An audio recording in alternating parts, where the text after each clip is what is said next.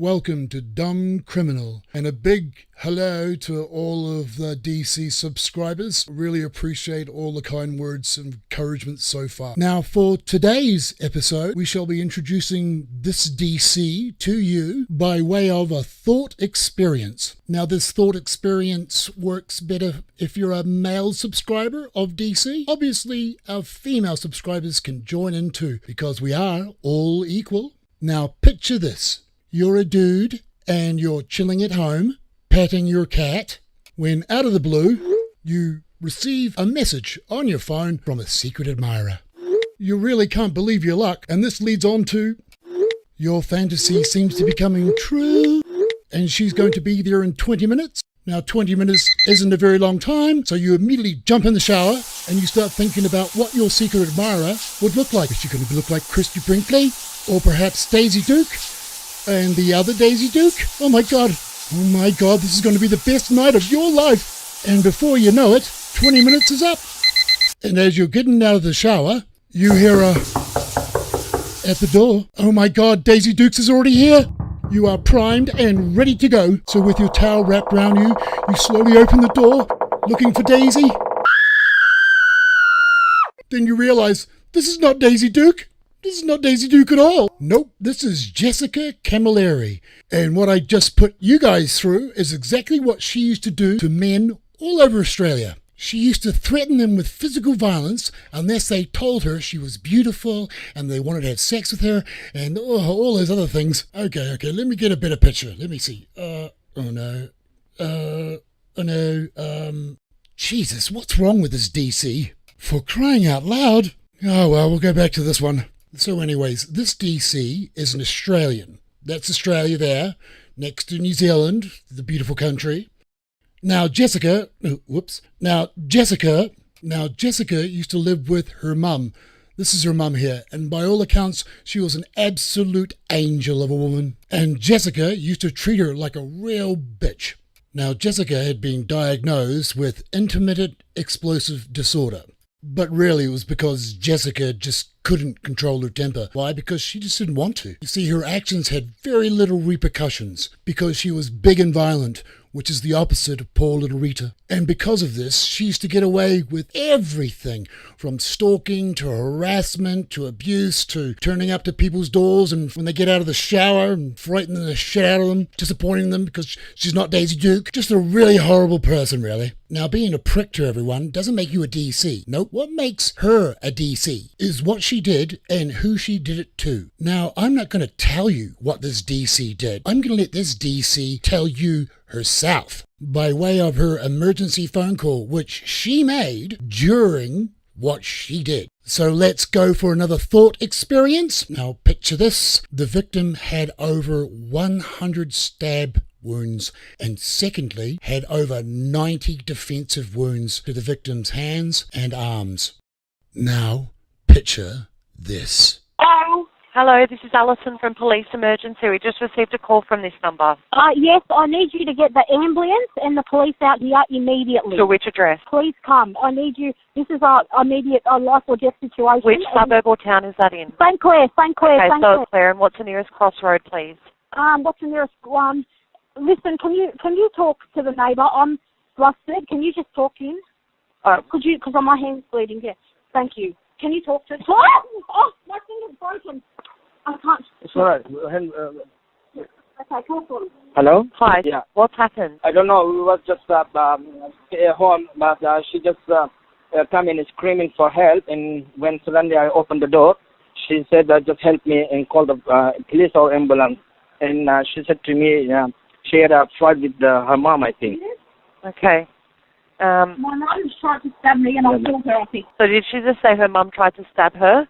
I don't know because of the... Yes. Yeah. With a knife. And in self-defense, I think I killed her. Yes. Can you tell him to come immediately? Yeah, can you please just come immediately, please? Okay, so she believes that she may have killed her mother? Yes. Yeah, she said like this, yeah. Yes. And where, is this at, is that where you are at the moment? Sorry, me? Yeah, so where are you at the moment? I'm in Oh, okay, but she's... Yeah.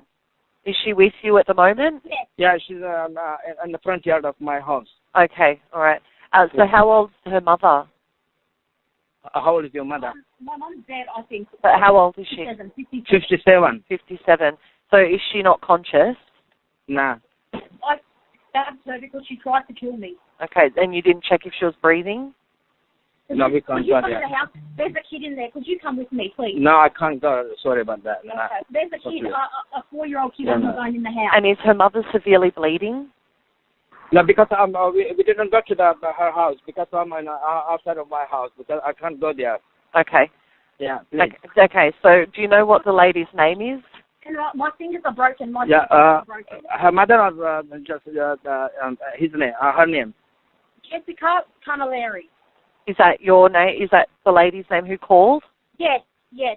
Can I talk to her?